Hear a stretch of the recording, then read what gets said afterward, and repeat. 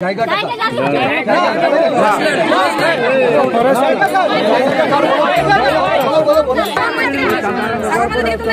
अंधेरों में ना ना ना कोयला बोलते बंद कोयला রক पे দিতে হয় আমরা দিয়ে দেবো কিন্তু দেশ কাটবো নাকি কি বলছো তোমরা কি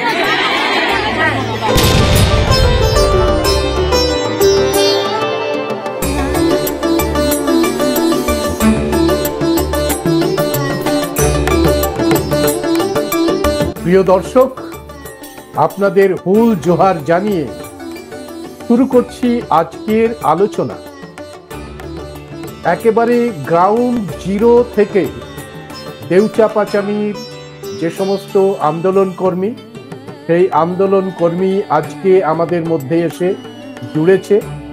তারা আজকের মূল আলোচনা করবেন তারাই।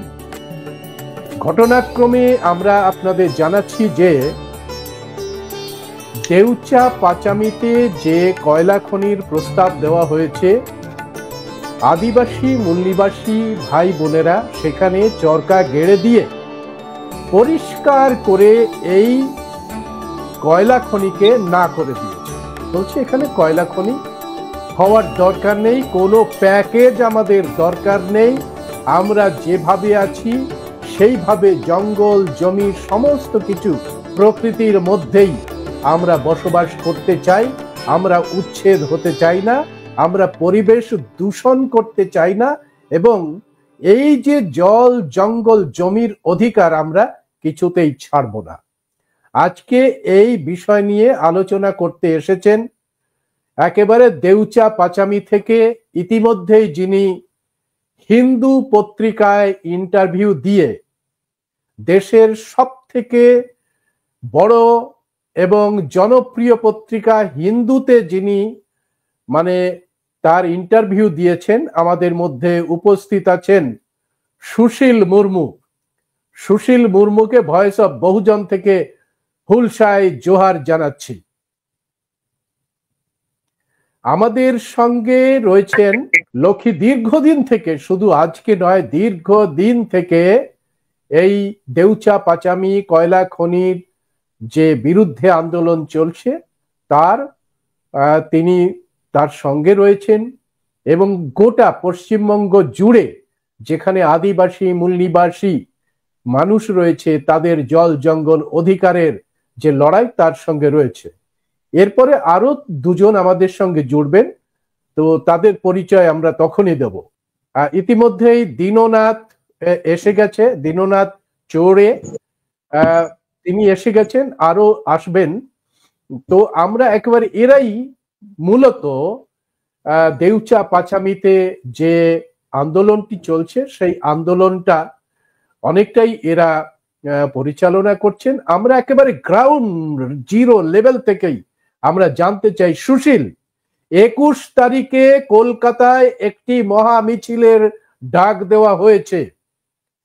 হঠাৎ করে এই মহা মিছিলের ডাক দিতে হলো কেন সুশীল? সমস্ত দর্শক বিন্দুকে জানায় পশ্চিমবঙ্গ গ্রাম সভা সমন্বয় হুল কমিটির পক্ষ থেকে নমস্কার এবং হুল জোহার জানিয়ে আমি আমার আজকের বক্তব্যটা পেশ করছি। আজ আমরা জানি যে বর্তমান সরকার, শাসক দলের সরকার, যিনি দেউচা পাচামি খোলামুখ প্রস্তাবিত কয়লা খনি করতে চলেছেন, এবং এখানকার যে আদিবাসীদের যে পরম্পরাগত প্রাকৃতিক সৌন্দর্য উনি ধ্বংস করছেন। যে এলাকায় যেভাবে এখন উনি প্রতিটি আদিবাসীদেরকে যেভাবে উনি উচ্ছেদ করছেন, যে উনি প্রাকৃতিক যেমন ধ্বংস করছেন, আদিবাসীদের যে আমরা আদিবাসীরা যে প্রকৃতি পূজারী, আমাদের মারাংবুরু জাহের রায়কে উনি ধ্বংস করছেন। তার জন্য আমরা কলকাতাতে আমরা একটা বড় ডাক দিয়েছি। আমরা চাইছি যে আমরা এলাকা থেকে আমরা উচ্ছেদ হতে চাই না, আমাদের ভিটেমাটি আমরা এখান থেকে ছেড়ে আমরা কোথাও যাই না, যেতে চাইছি না আমরা। ঠিক ঠিক দীননাথের কাছে আমি জেনে নিতে চাই, দীননাথ, এই যে 21 তারিখে কলকাতায় বিশাল বড় মহা মিছিলের ডাক দেওয়া হয়েছে, ইতিমধ্যেই নানা ধরনের বিভ্রান্তি ছড়ানো হচ্ছে। সেই বিভ্রান্তির মূলে কলকাতার একদল শখের কিছু সংগঠন আছে, তারা বিবৃতি দিয়ে এমন ভাবে বিবৃতি দিচ্ছেন যে এই আন্দোলন যেন তারাই পরিচালনা করছে। এই সমস্ত কনস্পিরেসি চলছে। কিন্তু আমি জানতে চাই, দেউচা পাচামির যে সমস্ত নারী পুরুষ এই আন্দোলনটা করছেন, তারা হঠাৎ করে কলকাতায় এরকম একটা মিছিলের পরিকল্পনা করলেন কেন? দীননাথ। নমস্কার, সবাইকে হুল জোহার জানাই। তো আমি বীরভূমের ডেউচা পাচামি থেকে বলছি। তো এখন এই মুহূর্তে যে 21 তারিখে যেটা আমাদের কলকাতা একটা মহা মিছিলের আয়োজন করা হয়েছে, তাতে অনেকে অনেক রকম বিভ্রান্ত করার চেষ্টা করছে। কিন্তু অ্যাকচুয়ালি যারা বিভ্রান্ত করার চেষ্টা করছে, কিন্তু তারা শাসক দলেরই সম্ভবত মনে হচ্ছে। কিন্তু আমাদের এখানে পরিস্থিতি এমন হয়ে দাঁড়িয়ে গেছে যে চারিদিক থেকে মানে প্রশাসনের চাপ তো আছেই, সাথে সাথে কিছু দালাল আছে।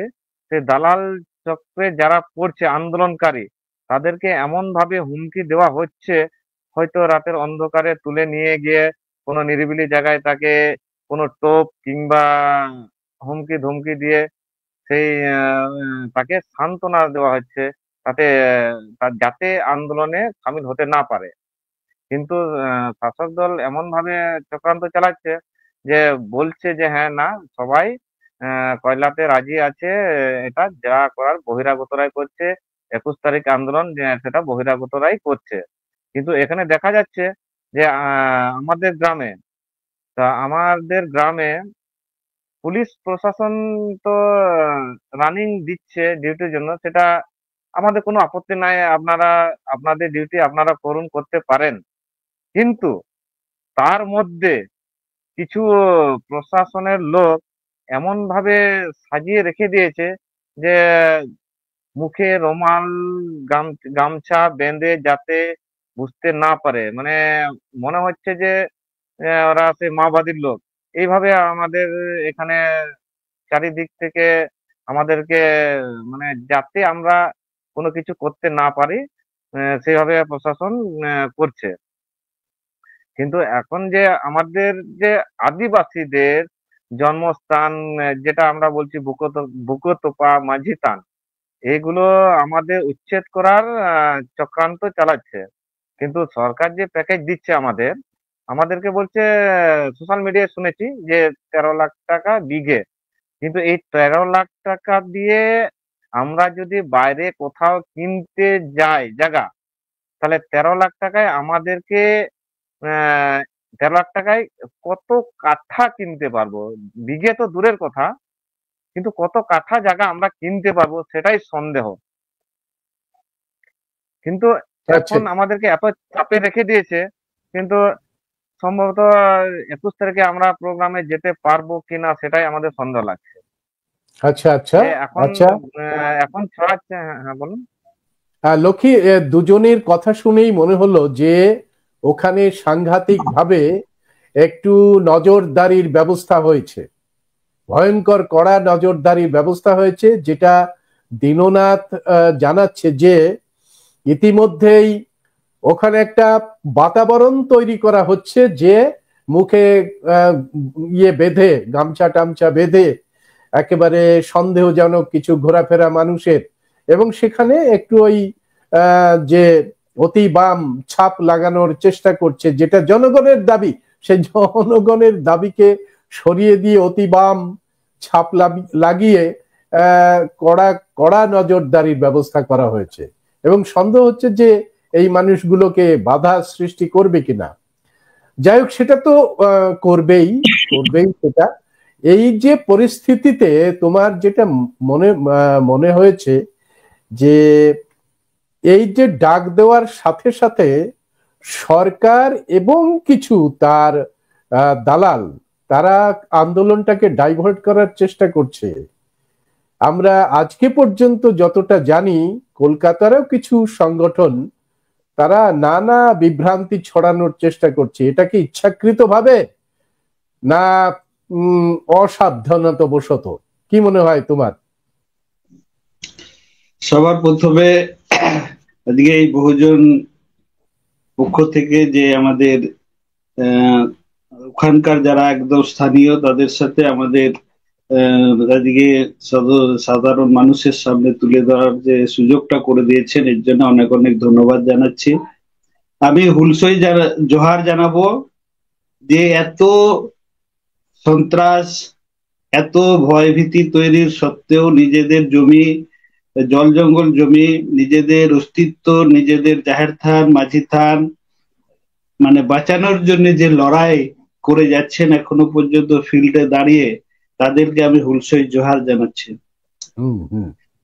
তো আজকে আমরা বলবো যে 21-এ যে আমাদের মার্চ কলকাতায় যে প্রোগ্রাম, সেই প্রোগ্রামটা শুধুমাত্র আমরা দেউচা-পেচামি ইস্যু আমরা তুলে ধরছি না, আমরা টোটালি আদিবাসী সম্প্রদায়ের মানুষ জল জঙ্গল জমির যেভাবে আজকে বর্তমান সরকার লুটের রাজ্যে আজকে পরিণত তৈরি করেছে, সেখানে বাংলার মানুষ এবং দেশের মানুষ আজ কিন্তু তারা চিন্তিত যে আজকে আমরা যদি এই লড়াইয়ে যদি আমরা সম্মুখীন হতে না পারি, আজকে যদি এই লড়াইয়ে নিজেদের আওয়াজ, নিজেদের কথা যদি আমরা সাধারণ মানুষের কাছে তুলে ধরতে না পারি, তাহলে আজকে যে বিভ্রান্তকর যারা যেসব দালাল সংগঠনগুলো আছে এবং প্রশাসনের একটা মিহি কায়দায় একটা ব্রিটিশ প্ল্যান করে আজকে এই আন্দোলনকে একটা অন্যদিকে ডাইভার্ট করার চেষ্টা করছেন, এর জন্য আমরা তীব্র ধিক্কার জানাচ্ছি।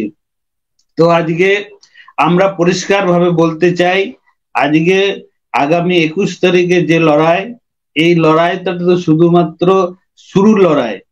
এই লড়াই যদি কোন রকম ভাবে প্রশাসন আটকাবার চেষ্টা করে, বিভিন্ন ভাবে চেষ্টা করছে, আমাদেরকে নেতৃত্বদেরকে বিভিন্ন ভাবে প্রেসার ক্রিয়েট করা হচ্ছে এবং আজকে বিভিন্ন ভাবে আজকে শাসক দল যেখানে কোনো রকম কোনো পারমিশন লাগে না, সেখানে আমাদেরকে সে মানে আইনগত ভাবে তারা জড়িয়ে দেওয়ার একটা চক্রান্ত চালাচ্ছে। তার সত্ত্বেও আমরা বলতে চাই যে 21 তারিখে আমরা বাংলার মা বোনেরা, আমাদের আদিবাসী সম্প্রদায়ের মানুষ আজকে জল জঙ্গল জমি বাঁচানোর জন্য যে লড়াই তারা সম্মুখীন হচ্ছেন, সেই রকম আজকে দেউচা পেচামি মানুষের যে লড়াই, সেই লড়াইয়ের সংহতি জানাবার জন্য অনেক প্রতিবাদী মানুষ, প্রকৃতিপ্রেমী মানুষ আজকে আমাদেরকে সহযোগিতা করার জন্য মানে ওনারা আমাদের সহযোগিতা করার জন্য উদ্যোগ নিয়েছেন যে আমরাও আছি আপনাদের পাশে। তাই আজকে পশ্চিমবঙ্গ সরকার ভয় খেয়ে গেছে। আর আমরা যেটা আসল সত্য, আসল আমরা যে বঞ্চিত হচ্ছি, সেই কথাটাকে আমরা তুলে ধরার চেষ্টা করছি যে আজকে আমরা এই পার্টে আসবো। আমি সুশীলের কাছ থেকে আরেকটু গ্রাউন্ড রিয়ালিটিটা ভালো করে ক্লারিফাই করে নি। এই যে যেটা আমাদের দীননাথ বলল যে চারিদিকে একটা ভয়ের বাতাবরণ ওখানে তৈরি করা হচ্ছে, আসলে ভয়ের বাতাবরণ তৈরি করা হচ্ছে না, ওরা ভয় পেয়ে গেছে। সাধারণ মানুষ, সরকারের যারা আসল মনিব, সরকার যারা বানিয়েছে, সেই মানুষ বলছে যে আমরা যে সরকারকে দায়িত্ব দিচ্ছি, সেই সরকার আমাদের কথা না শুনে বানিয়াদের কথা, দালালদের কথা, চোরদের কথা, জোচ্চোরদের কথা শুনে আমাদের যে ভিটে মাটি চাটি করার জন্য ব্যবস্থা নিচ্ছে।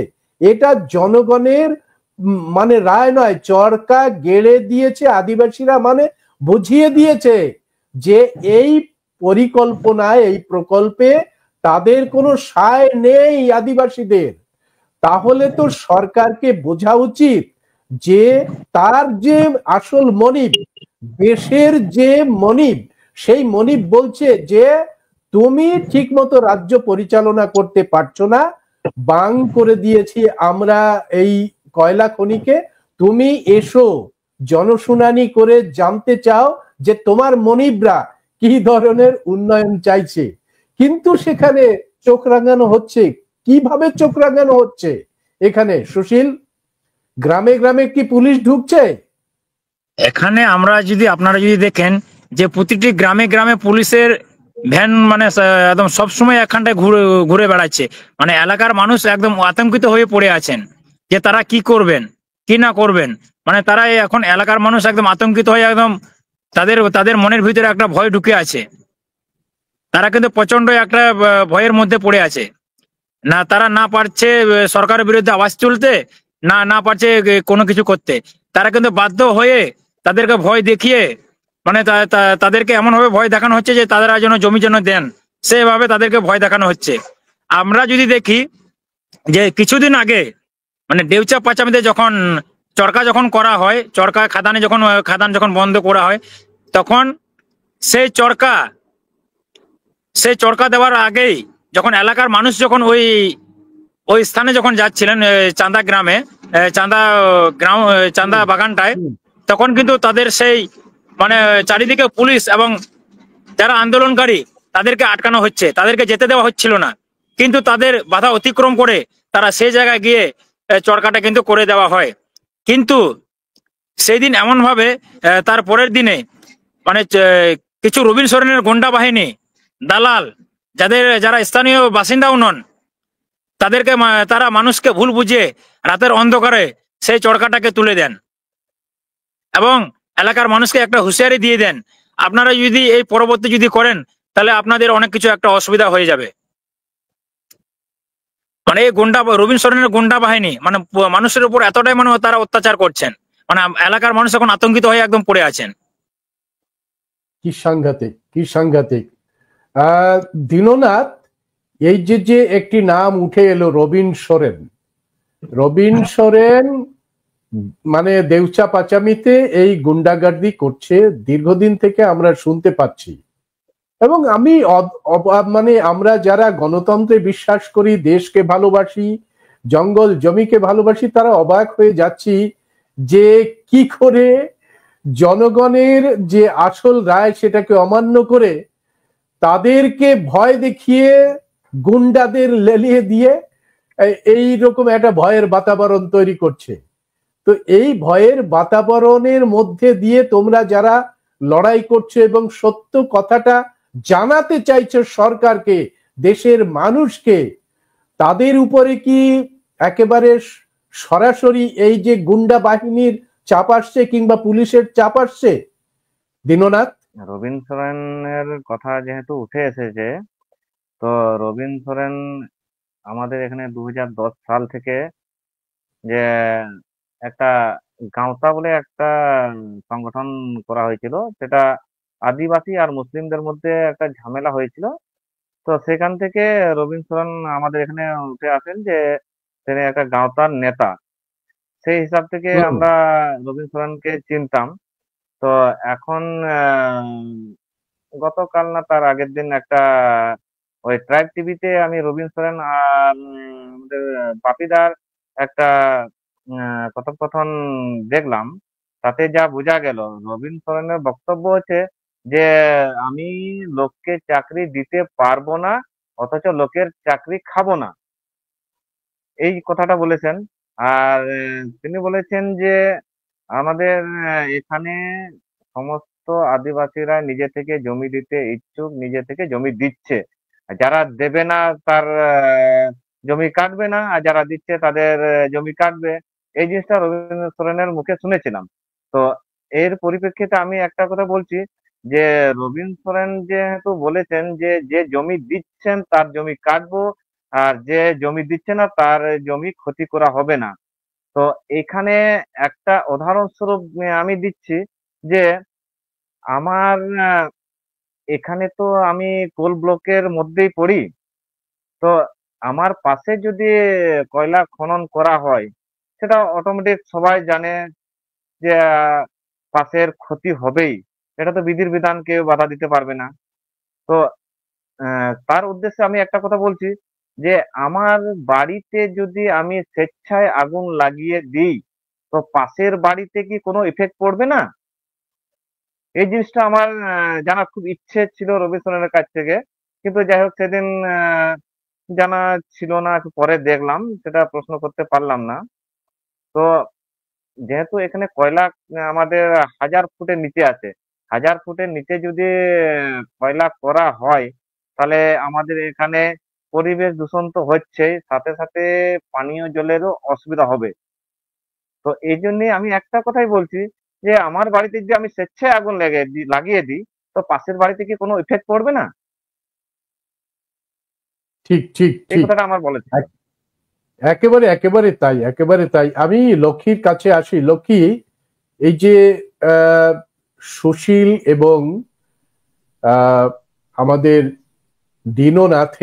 দীননাথের কথা শুনে পরিষ্কার করে বোঝা যাচ্ছে যে আদিবাসীকে ধ্বংস করার পরিকল্পনা নিয়েছে সরকার, শাসকরা। সরকার না বলে শাসক বলা ভালো, কারণ এরা শাসন করার জন্যই এই পরিকল্পনা গ্রহণ করেছে। অথচ মানে শাসন নয়, সরকার চলবে তার জনগণের কথায়, কারণ জনগণের ভোটে সরকার নির্বাচিত হয়। দালাল, ফেরতবাজ, চোর, চোট্টা, চিটিংবাজ কিংবা মানে ব্যবসায়ীদের ভোট খুব কম। সরকার তাদের ভোটে জিতে আসে যারা সাধারণ মানুষ।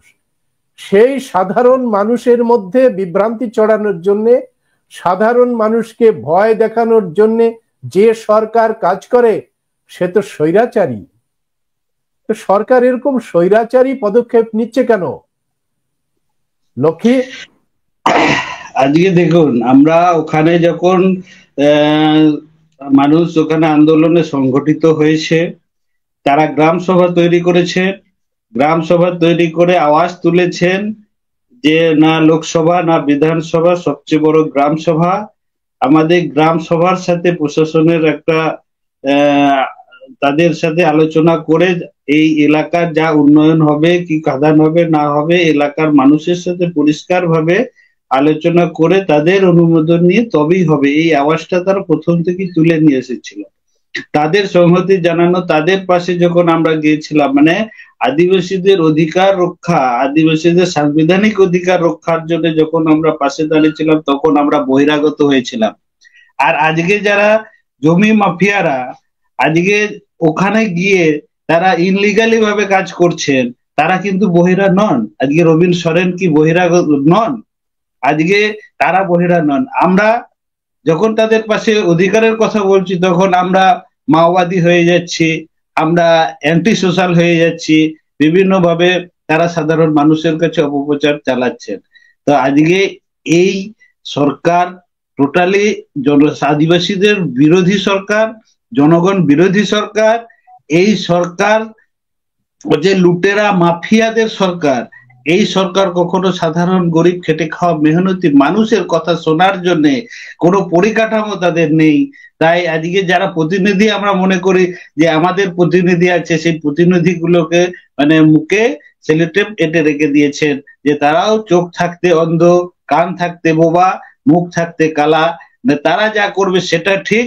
আর যারা অত্যাচারিত, বঞ্চিত, শোষিত, নিপীড়িত, যাদের জমি কেড়ে নেওয়া হচ্ছে, জমিহীন করে দেওয়া হচ্ছে, উচ্ছেদ করে দেওয়া হচ্ছে, তাদের যে জল জঙ্গল জমির অধিকার, সেটাকে বাস্তবায়িত করার জন্য কোনো চিন্তা ভাবনা করেনি। তাই এই সরকার আজকে 10 বছরে চিহ্নিত হয়ে গেছে যে আদিবাসীদের সাথে বিশ্বাসঘাতকতা করেছেন। কারণ আমরা এই পরিবর্তনের, আপনারা নিশ্চয়ই জানেন যে আমরাও এই পরিবর্তনের একটা কাণ্ডারি ছিলাম। তো সেই সময় আমাদেরকে আদিবাসী মানুষকে অনেক প্রতিশ্রুতি দিয়েছিলেন তৎকালীন বিরোধী মানে নেত্রী মমতা ব্যানার্জি।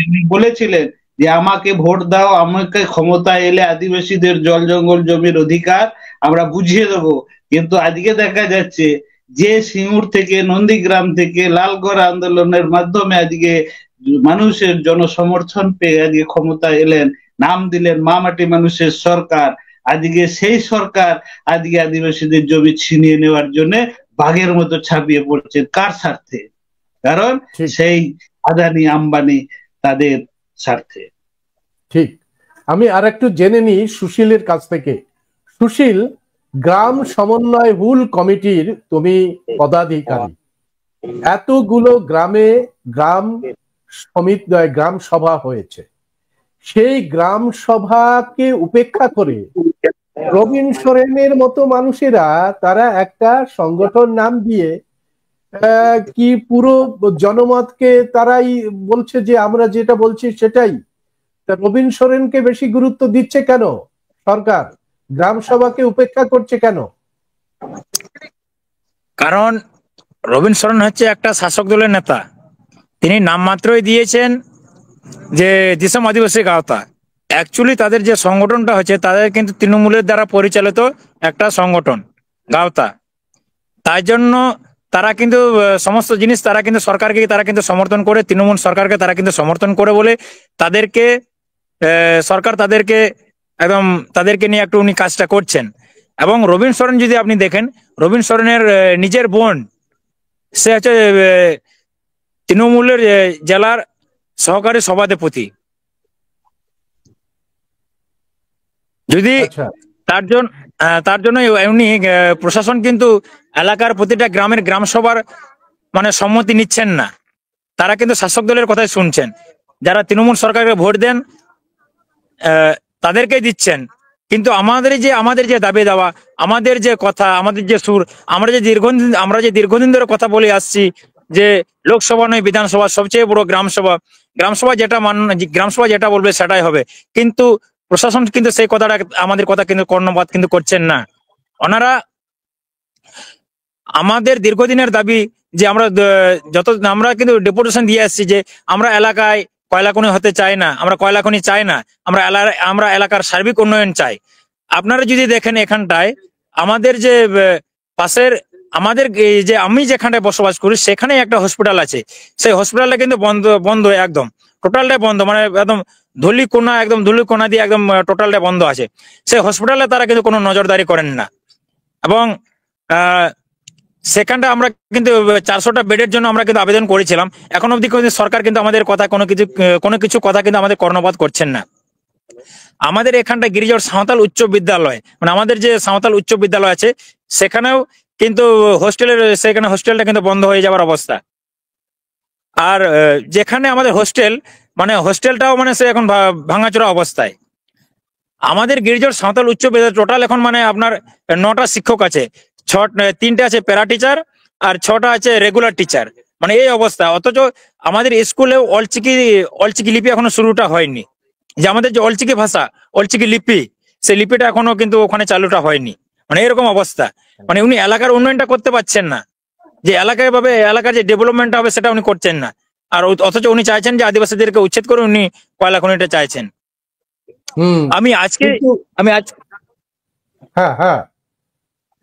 আমরা কিন্তু চাইছি যে এলাকার সার্বিক উন্নয়নটা হোক। যে আদিবাসীদেরকে উচ্ছেদ করে কি কয়লা খনি হবে? যে আদিবাসীদেরকে উচ্ছেদ করে কি যে উন্নয়নটা করা যাবে? তাহলে এতদিন তাহলে সরকার কোথায় ছিলেন? তাহলে কি কয়লা খনি যদি না হয় তাহলে আদিবাসী তাহলে কি উন্নয়নটা হবে না? আজকে ভারতবর্ষ স্বাধীন হলো 78তম হতে চললো, তাও কিন্তু আদিবাসীদের এলাকায় কিন্তু কোনো কিছু একটা ডেভেলপমেন্ট উন্নয়ন কিন্তু আমরা কিন্তু দেখতে পাচ্ছি না। ঠিক। আমরা যদি পাশের রাজ্য আমাদের ঝাড়খণ্ডে আছে, ওখানে অনেক উপরে কয়লা আছে, উড়িষ্যায় অনেক উপরে কয়লা আছে, তাদের আদিবাসীদের কতটা উন্নয়ন হয়েছে? সেই আদিবাসী কিন্তু সেই জায়গায় তারা কিন্তু পড়ে আছেন। আদিবাসীদের কিন্তু কোনো কিছু কিন্তু এখন অবধি কিন্তু কোথাও কিন্তু উন্নয়নটা হয়নি, মানে আদিবাসীদের নাম করে শুধু উচ্ছেদটা হয়েছে। আমি সরকারকে আজকে একটা জিনিসে যে প্রশ্নটা করব, সরকারের কাছে একটা আমার প্রশ্ন আমি দাবি রাখছি যে যদি আন্ডারগ্রাউন্ড যদি কয়লা খনি হয় তাহলে উনি কেন আদিবাসীদের জমিটা নিচ্ছেন? আর যদি খোলামূল কয়লা খনি যদি হয় তাহলে আদিবাসীদের জমিটা, আদিবাসীদের যে প্রাকৃতিক পূজারী যে আদিবাসীদের বন জঙ্গল উনি কেন ধ্বংসটা করছেন?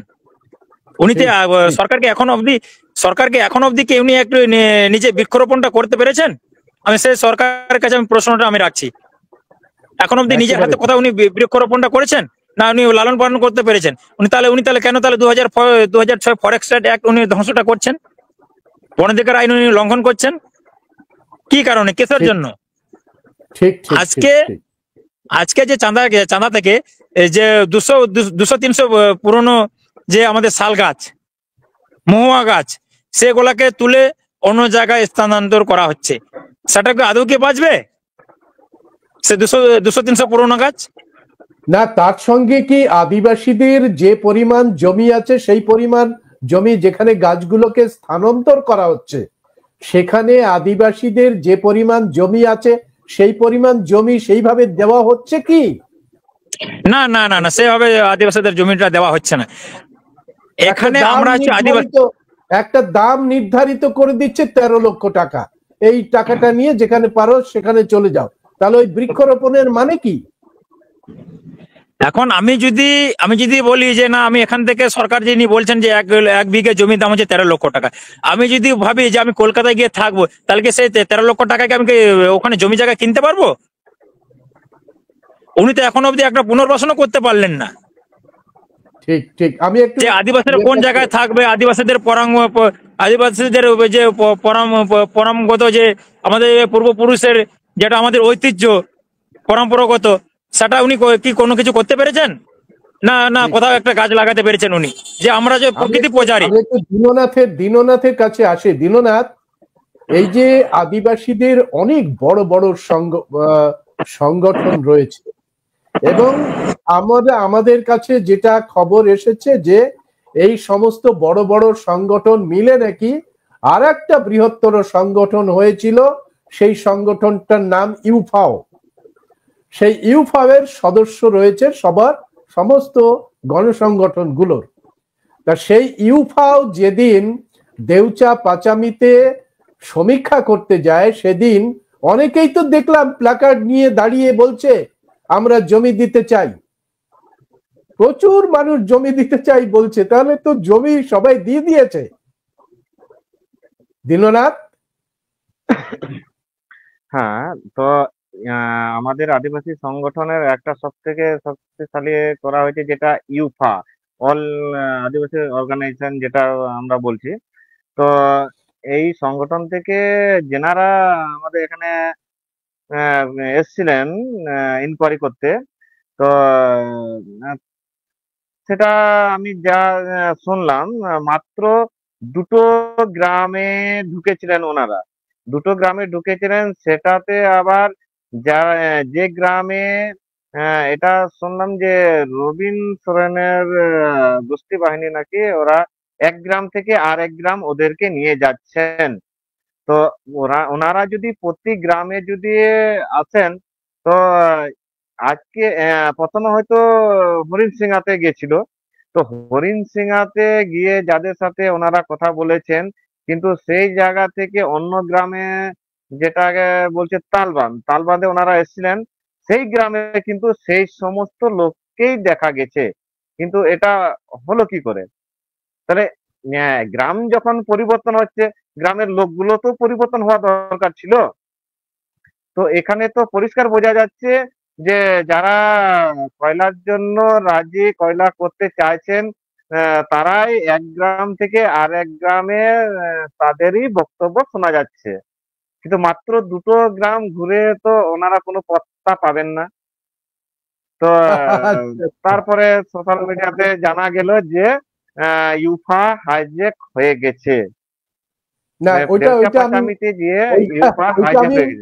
ওইটা আমি পরে বলছি কে হাইজ্যাক হয়ে গেছে, কে কি, সেটা আমাদের দরকার নেই। কিন্তু তোমরা তো গ্রাম সভা গঠন করেছো, ইউফাতে কি কোনো ধরনের জানকারি নেই? তাদের কাছে কি খবর নেই যে এই সমস্ত অঞ্চলে গ্রাম সভা গঠন হয়েছে এবং সেই গ্রাম সভার আলাদা নাম আছে, আলাদা খাতা আছে, সেই গ্রাম সভার নেতৃবর্গ আছে? তো ইউফা তাদের কাছে গিয়ে সেই নেতৃবর্গকে ডেকে জিজ্ঞাসা করলো না কেন যে আপনাদের মতামত কি? না, এখানে বলি না গ্রাম সভা, হ্যাঁ এখানে বলছি গ্রাম সভা গঠন হয়েছে, মানে প্রতিটা গ্রামে গ্রাম সভা গঠন হয়নি, কিন্তু যে গ্রামগুলোতে গ্রাম সভা গঠন হয়নি সেই গ্রামগুলোতে ওনারা গিয়েছিলেন। আর যে গ্রামগুলোতে গ্রাম সভা গঠন করা হয়েছে সেই গ্রামে ওনারা কিন্তু ভিজিট করেননি। আচ্ছা। আর গ্রাম সভাকে কোনো খবর দেওয়া হয়নি যে আমরা এখানে আসছি, ভিজিট করতে আসছি। ওনারা কিন্তু এই খবরটা দেননি। আর যে গ্রামগুলোতে গ্রাম সভা গঠন হয়নি সেই গ্রামগুলোতে ওনারা গেছিলেন। ঠিক ঠিক। আমি একটু ইয়ের কাছে, লক্ষ্মীর কাছে আছি। লক্ষ্মী, এত বড় বড় সংগঠন রয়েছে, সেই সংগঠনগুলো কি এই ইউফাকে বলে দেয়নি যে আপনাদের গ্রাম সভার সঙ্গে কথা বলতে হবে এবং আমাদের যে আবু আদিসম আবু আরাজ এবং যে স্লোগান, তোমাদের যে স্লোগানটা রয়েছে যে লোকসভা নয় বিধানসভা সবচেয়ে বড় গ্রাম সভা, এই স্লোগান তো কয়েক বছর ধরে দেওয়া হচ্ছে।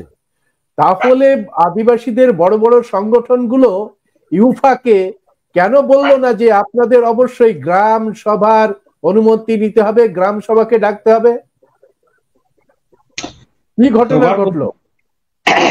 প্রথমেই বলি যে আমাদের যে ইউফাতে সবচাইতে বড় একটা শক্তি, যে শক্তি আমরা ভাবতাম যে একমাত্র আদিবাসীদের সামাজিক যে সংগঠন, সামাজিক নিরাপত্তা, এমনকি আমাদের জাহের থান, মাঝি থান, হ্যাঁ, সমস্ত কিছু রক্ষা করার দায়িত্ব তারা নেবে, সেটা হচ্ছে মাঝি পারগানা মহল। মাঝি পারগানা মহল বাদল কিস্কুর নেতৃত্বে একটা বড় টিম গিয়েছিলেন প্রত্যেকটা গ্রামে, গ্রাম সভার সাথে আলোচনা করে আমরা নিজেরা সহযোগিতা করেছিলাম যে আপনারা আসুন এবং গ্রাম সভা আপনাদেরকে প্রত্যেকটা গ্রামে নিয়ে যে প্রত্যেকটা মানুষের সাথে কথা বলাবে, আপনারা তাদের কথা শুনুন। মাঝি পারগানা মহলের টপ নেতারা যারা সমাজের দায়িত্ব নিয়ে আছেন তারা কিন্তু ভিজিট করে বলেছিলেন যে না, দেউচাপাচামের মানুষ জমি দিতে অনিচ্ছুক। কিন্তু সেই মাঝি পারগানা মহলের ইউফাতে মানে ঢুকে তখন কিন্তু তারা মুখে কুলুপ কেটে দিয়েছেন।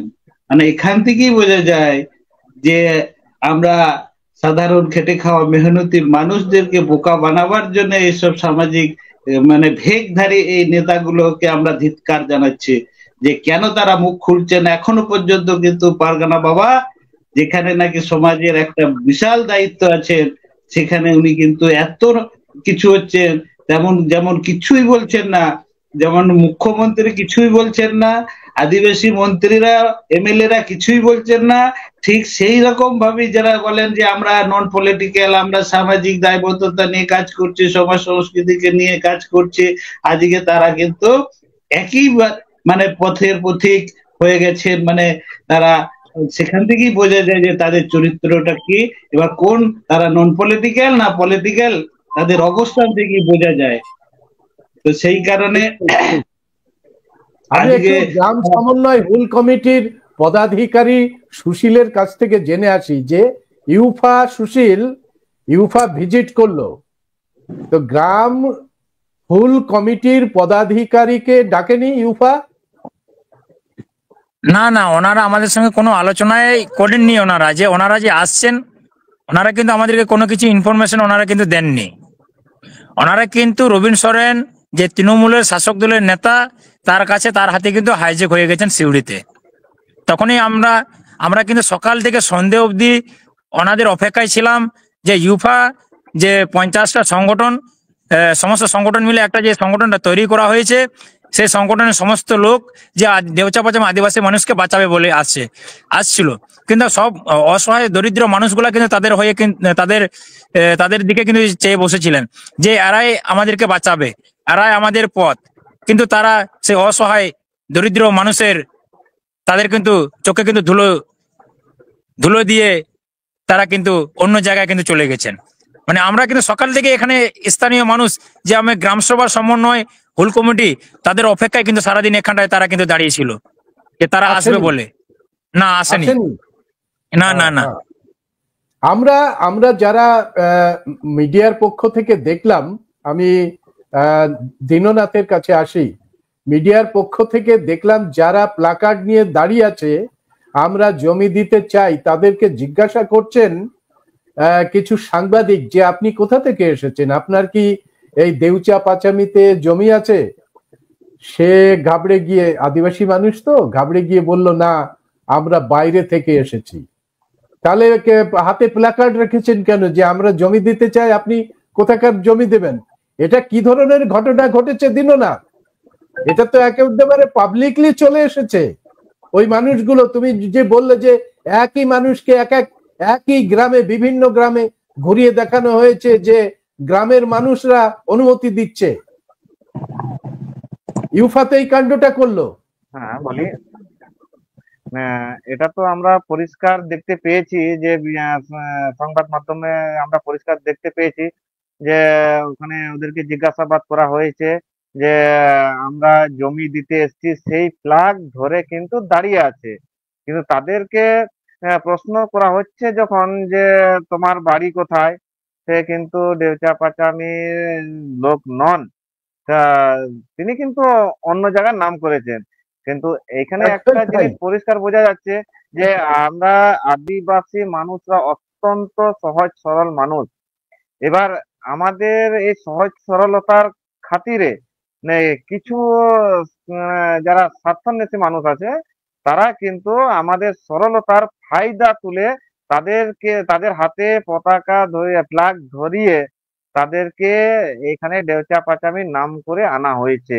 এটা পরিষ্কার আমরা জানতে পেরে গেছি আর ভিডিওর মাধ্যমে দেখতে পেয়েছি। কিন্তু শাসক দল যে এভাবে, শাসক দল কিংবা আরো শাসক দলের যারা দালাল আছে, তারা এই চক্রান্ত করে তাদেরকে বাইরে থেকে মানুষ নিয়ে এসে এখানে বলছে যে আমরা জমি দিতে এসেছি। কিন্তু এটা আদৌ সত্য নয়, ওটা সমস্ত লোকই বাইরের লোক। কিন্তু আমরা যে স্পটে যে আমরা আন্দোলন করছি, কিন্তু আমরা যখন আন্দোলন করতে যাচ্ছি তখন কিন্তু মিডিয়ার মাধ্যমে বলুন, তারপরে আর অন্যান্য দিক থেকে বলুন, একটা কথাই ভেসে আসছে, এটা বহিরাগতদের আন্দোলন, স্থানীয় নয়। স্থানীয় যদি আমরা নয়, তো যেদিন আমরা ওই যেখানে কয়লা খনন হচ্ছে সেখানে চরকা দেওয়া হয়েছিল তার 5 তারিখে, সম্ভবত 5 তারিখে, তারপরে 5 না 4 তারিখে, 6 মঙ্গলবার, তারিখে আমরা সেটা মঙ্গলবার 4 তারিখ, হ্যাঁ হ্যাঁ, মঙ্গলবার 4 তারপরে তারিখে। বৃহস্পতিবার হ্যাঁ বৃহস্পতিবার 6 তারিখ আমরা ওখানে জমায়েত হয়ে আমরা এটা জানাতে গেছিলাম যে আমরা এখানে কয়লা খনি চাই না, আপনারা আপনাদের জিনিস গুটিয়ে নিয়ে যান। সেদিনে প্রশাসনের কিছু না হলে হাতাহাতির মতো হয়েছিল। সেদিন যে ভিডিও ফুটেজে আশা করে সবার চোখে পড়েছে যে যে কে কোথা থেকে এসছে, ভিডিও ফুটেজের মাধ্যমে সমস্ত মুখগুলো চেনা আছে। সেই মুখগুলো অনুসন্ধান করে যদি দেখা যায় যে এই মুখটা অমুকের, ওই মুখটা তসুকের, তাকে ধরে যদি জিজ্ঞাসা করা হয় যে আপনার আধার কার্ড দেখান, আপনার ভোটার আইডি কিংবা আপনার আইডি প্রুফটা দেখান, তো এই জিনিসটা যদি আপনারা ওনারা যদি করতে পারতেন, যে তাহলে বোঝা যেত যে কে কতটা বহিরাগত থেকে এসছে আর কে স্থানীয় লোক, এই জিনিসটা বোঝা যেত। কিন্তু ঠিক। আমরা তো সেই সিএন নিউজ এর মাধ্যমে দেখেছিলাম যে বাইরে ফ্ল্যাগ ধরে আমরা পাচামিতে জমি দিতে এসেছি, তাদের মুখ ধরে দেখুন দেখুন যে তাদের আইডি প্রুফটা বার করান, যে তাদের আইডি প্রুফে বলে দেবে যে ওরা সত্যি স্থানীয় না বহিরাগত। আর যেদিন 6 তারিখে ঘটনা ঘটেছে, তাদের মুখ দেখে আইডি প্রুফটা আপনি দেখান যে ওরা সত্যি স্থানীয় না সত্যি বহিরাগত, তাহলে হাতে নাতে প্রমাণ পাওয়া যাবে। কিন্তু এটা শাসক দল ঠিক। প্রচার করছে, কিছু দালাল মিডিয়া আছে, মিডিয়াল প্রচার করছে যে এরা সব বহিরাগত, এরা এরা স্থানীয় নয়, স্থানীয় সবাই জমি দিতে এসছে, কিন্তু এরা যে ঝামেলা করছে তারা সব বহিরাগত। একেবারে তাই, একেবারে তাই। আমি লক্ষ্মীর কাছে আসি। লক্ষ্মী, এই যে আমাদের গ্রাউন্ড যে জিরো রিপোর্ট দুজন করছেন গ্রাম সমন্বয় হুল কমিটির পক্ষ থেকে, তারা বহু আশা করেছিল যে ইউফা অন্তত তাদের কাছে ভ্রমণ করবে এবং গ্রাম সভাগুলোর সাথে পরামর্শ করবে। শিউড়ি থেকে আসা রবিন সোরেন হয়ে গেল স্থানীয়। আর এই যে মানুষগুলো যারা এতদিন ধরে প্রকৃতিকে আঁকড়ে ধরে বসে আছে, সেই প্রকৃতির মধ্যে থেকে তারা একটা পরম্পরা তৈরি করেছে। এখানে বিভিন্ন যে কুলিগুলো রয়েছে, সেখানে রয়েছে জাহের থান, বিভিন্ন জায়গায় রয়েছে যে সমস্ত পিতৃপুরুষের সমাধি স্থান, সেখানে তাদের পিতৃপুরুষকে রাখা হয়েছে। যেখানে বিভিন্ন সময়, বিশেষ করে আমাদের সোহরাই উৎসবের সময়, সেই পিতৃপুরুষকে আলো দেখানো হয়, তাদের কাছ থেকে কৃপা তৈরি করা হয়, তাদের কাছে প্রার্থনা করা হয়। এবং আমাদের যে মানে আদিবাসীদের যে পরম্পরা আছে সেই পরম্পরা একটা মানুষের থেকে একটা জেনারেশন থেকে আর একটা জেনারেশন কাছে যায়, এই যে পরম্পরা, সেই পরম্পরা তো ধুয়ে মুছে ছাপ হয়ে যাবে যদি 13 লক্ষ টাকায় 1 বিঘা জমি বিক্রি হয় এবং এইভাবে আদিবাসী উচ্ছেদ করা হয়। সেই পরম্পরা, সেই সংস্কৃতি, সেই ভাষা কি এসব বেঁচে থাকবে? কি মনে হয় লক্ষ্মী? আমাদের যে মন্ত্রীগুলো আছে সেই মন্ত্রী, আমি একটা দেখছিলাম এই যে এখানে বলছে 1.6 কোটি আদিবাসীদেরকে শংসাপত্র দেয়া হয়েছে। তো আজকে সরকারের কি ভূমিকা, এটা বালুচিক মন্ত্রী, আদিবাসী মন্ত্রী বলছেন। তো আজকে পশ্চিম বাংলায় জনসংখ্যা কত আদিবাসীদের, আদিবাসী পপুলেশন কত একবার আমরা দেখেছি? তাহলে আজকে আমাদেরকে যা বলছে তাই আমরা মেনে নিচ্ছি। প্রতিবাদ করার মেরুদণ্ড আমরা ভেঙে দিয়েছি আমাদের। আজকে স্বতঃস্ফূর্ত ভাবে যদি আমরা দেখি, এই ইউফা মানে যেটা ভিজিট করতে গিয়েছিলেন, সেখানে কিন্তু সেই ভিজিটে ছিলেন আজকে যে লড়াইয়ের আহ্বায়ক রাজেন টুডু। আজকে রাজেন টুডু ছিলেন সেদিনে। তাহলে আজকে দেখুন তাদের মানসিকতা।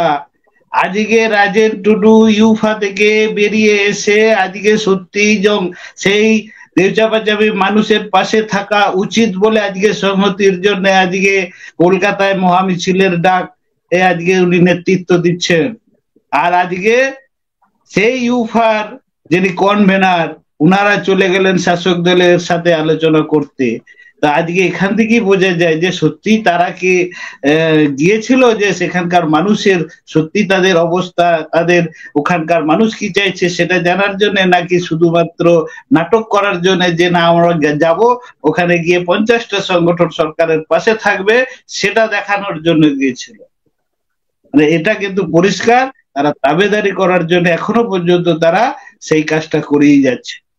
তাদের উচিত ছিল সত্যি আজকে উনি কিন্তু যেদিন স্টেটমেন্ট দিয়েছিলেন, আমি অন রেকর্ড বলছি, উনি সেদিন বলেছিলেন যেদিন বলবে দেউচাপাচামের মানুষরা জমি দেবে না কিংবা লড়াই করবে সেদিন আমিও তাদের পাশে থাকবো। আজকে দেউচাপাচামের মানুষের সাথে গোটা বাংলার মানুষ আজকে বলছেন যে না, জল জঙ্গল জমি রক্ষার জন্য আজকে আমাদের ঐক্যবদ্ধ হতে হবে। তাহলে আজকে উনি আসুন, আগামী 21 তারিখে কলকাতায় আসুন। উনি ওনার স্টেটমেন্ট দিন ইউপা থেকে যে আমি কনভেনার হিসেবে বলছি যে না, এই আন্দোলনে যেতে হবে। আজকে তাদেরকে সাধারণ মানুষ আজকে বিচার করবে, এদেরকে আগামী দিনে গণতান্ত্রিক প্রক্রিয়ায় জবাব দেবে যে হ্যাঁ আজকে তারা কিসের জন্য আজকে তারা এই সংগঠনটা করছে। ঠিক ঠিক। আমি সুশীলের কাছে আসি। সুশীল, মূলত যে 21 তারিখে যে মিছিল হচ্ছে কলকাতায়, তার মূল উদ্দেশ্য কি এবং তার মূল স্লোগান কি? আমাদের যে 21 তারিখ যেটা আমাদের কলকাতায় মহামিছিল আমাদের ডাক দেওয়া হয়েছে, তো আমাদের মূল উদ্দেশ্য হচ্ছে আমরা ভিটেমাটি ছেড়ে আমরা কোথাও যাব না, আমরা কয়লা খনি হতে দিব না, আমরা এলাকা ছেড়ে আমাদের পূর্বপুরুষের যে পরম্পরাগত তা ছেড়ে আমরা কোথাও যাব না, আমাদের ভিটেমাটি ছেড়ে আমাদের বাপদাদাদের পূর্বপুরুষের সে ভিটেমাটি ছেড়ে আমরা কোথাও যাব না বলে তাই আমরা ডাক দিয়েছি কলকাতায় শিয়ালদা থেকে ওয়াই চ্যানেল অবধি। যে এলাকার আজকে যদি এখান থেকে মানুষ যদি উচ্ছেদ যদি হয়, প্রতিটা এলাকার গোটা ভারতবর্ষের আদিবাসী মানুষ কিন্তু এইভাবে কিন্তু উচ্ছেদ হবেন। মানে তাই আমরা ডাক দিয়েছি যে লোকসভা নয়, বিধানসভা সবচেয়ে বড় গ্রামসভা। গ্রামসভা হচ্ছে সবকিছু, যে গ্রামসভাকে মান্যতা দিয়ে সবকিছু কাজ করতে হবে। গ্রামসভা ঠিক করবেন যে কোনটা কি হবে আর কোনটা না করা হবে, সেটা গ্রামসভায় সবকিছু দিবেন। কিন্তু ইনি বর্তমান সরকার আমাদের কথা উনি শুনছেন না, তাই আমরা কলকাতা রাজপথে আমরা হাঁটতে বাধ্য হয়েছি। ঠিক ঠিক ঠিক ঠিক ঠিক। আমি দীননাথের কাছে আসি। দীননাথ, ভয় তো দেখাবে, শাসকরা ভয় দেখাবে, দালালরা ভয় দেখাবে, আদিবাসী কোনোদিন ভয়ের কাছে মাথা নত করেনি, আমরা দেখেছি, ইতিহাস সাক্ষ্য রয়েছে। আদিবাসী বুলেটের সামনে থেকে পালিয়ে যায়নি। তিলকা বাবা যখন শালগিরা দিয়েছিলেন, সেই শালগিরা দেওয়ার পরে যখন যুদ্ধ শুরু করেন, তখন শেষ রক্ত নিঃশ্বাস পর্যন্ত আদিবাসী যুদ্ধক্ষেত্র থেকে পালায়নি। অর্থাৎ আদিবাসী যে সিদ্ধান্ত নেয়, সেই সিদ্ধান্ত চরম সিদ্ধান্ত। সেই সিদ্ধান্তের বিরুদ্ধে যারা যায় তারা বুঝতে পারছে না যে দালালকে দিয়ে কুনকি হাতি লাগিয়ে, চোর চোট্টা চিটিংবাজকে লাগিয়ে আদিবাসীদের যে মূল সত্তা, সেই সত্তা থেকে ঘোরানো যাবে না। সেই কাজের জন্যই এই যে গ্রাম সভাগুলো তৈরি হয়েছে। দরকার ছিল, ইউফার দরকার ছিল এই গ্রাম সভার সঙ্গে মিলিত হওয়া, সেটা হয়নি। তো যে মিছিলটি 21 তারিখে কলকাতায় ডাক দেওয়া হয়েছে, মহামিছিল, এবং সাধারণ মানুষের ব্যাপক সমর্থন শুরু হয়েছে এই কলকাতায়। এই রাজপথে এসে দেউচা পাচামির মানুষ কি বার্তা দিতে চায় দীননাথ? হ্যাঁ, দেউচা পাচামের মানুষের একটা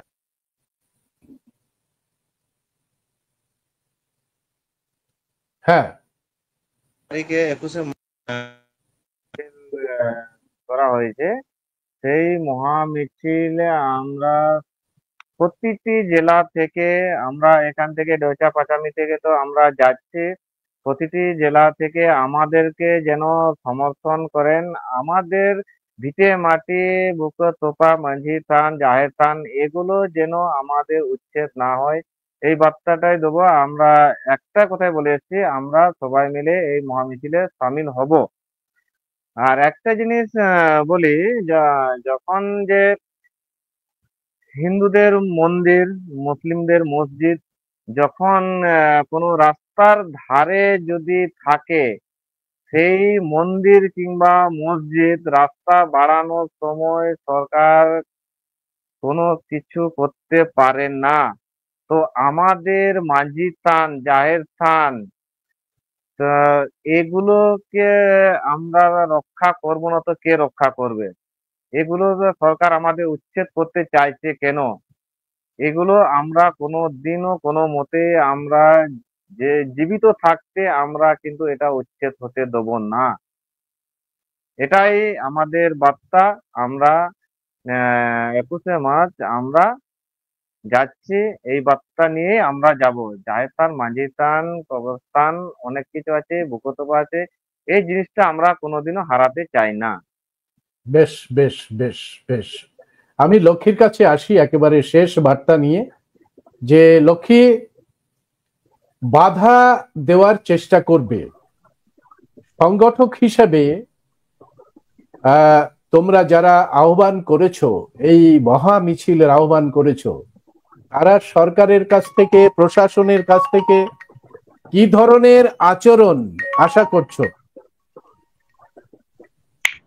আজকে আমরা পরিষ্কারভাবে বার্তা দিতে চাইছি, সরকার নিশ্চয়ই তাদের কাছে আমাদের এই চ্যানেলে, আপনাদের এই চ্যানেলের মাধ্যমে বহুজনের আওয়াজ নিশ্চয়ই সরকারের কানে পৌঁছবে। আমরা বারবার বলে এসেছি, এখনো বলছি, এখনো মানুষ শান্তভাবে, আদিবাসী মানুষ এখনো পুরো নিরুপায় হয়ে আপনাদেরকে বলছেন যে আমরা আমাদের জমি দেব না।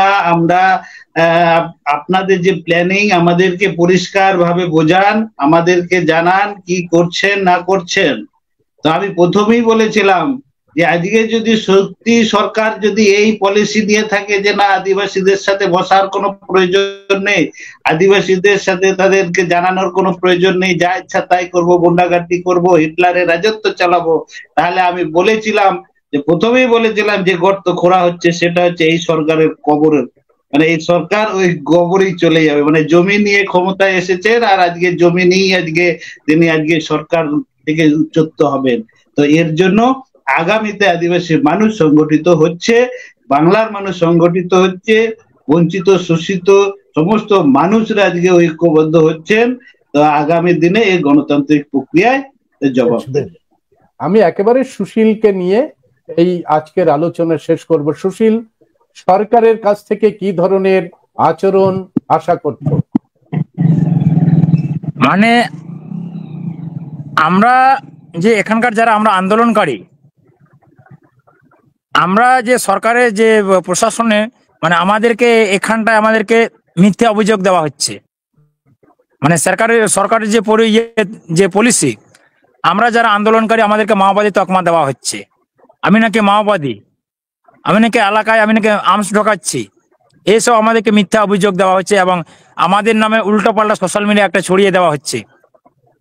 আমাদের নামে গোটা এলাকা জুড়ে যে আমরা যে আন্দোলন করছি তার নামে করা হচ্ছে যে আমাদেরকে এনআইএ তদন্ত করুক, এসটিএফ তদন্ত করুক, এই একটা সোশ্যাল মিডিয়া একটা ছড়িয়ে যাচ্ছে। আমরা কি সত্যি কি আমরা নাকি মাওবাদী?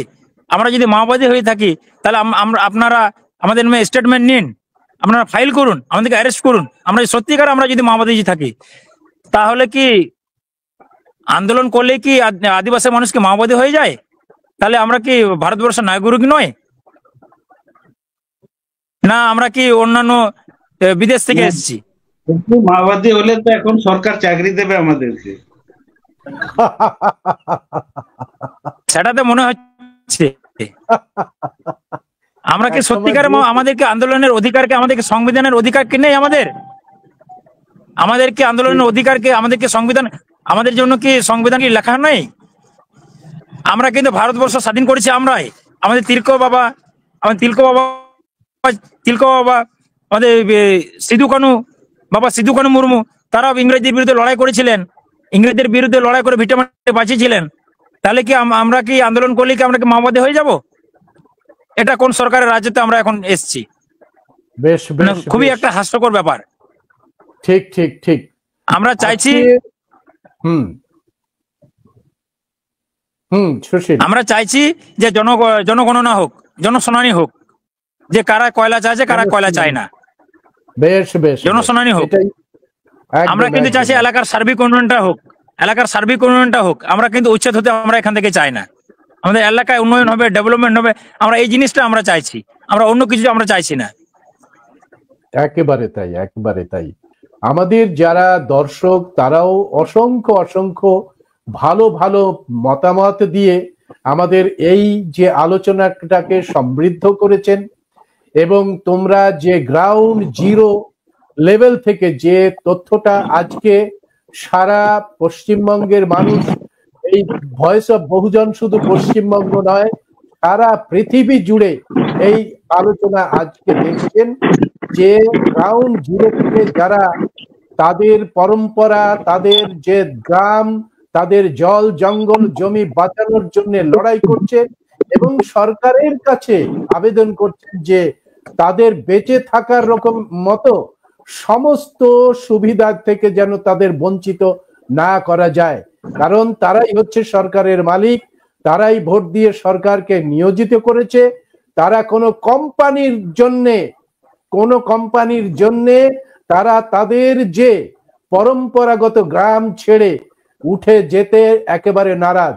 সুতরাং তারা আবেদন করছেন যে সরকার তাদের কাছে শুনুক, তাদের কথা শুনুক 21 তারিখে, যাতে আমরা আজকাল তো পোর্টাল চ্যানেল প্রচুর রকমের সক্রিয় রয়েছে, চারিদিকে সরকারের ভূমিকাটাকে দেখার জন্য আমরাও উদ্গ্রীব হয়ে থাকবো যে সরকার সত্যি সত্যি মানুষের কথা শুনতে আগ্রহী কিনা।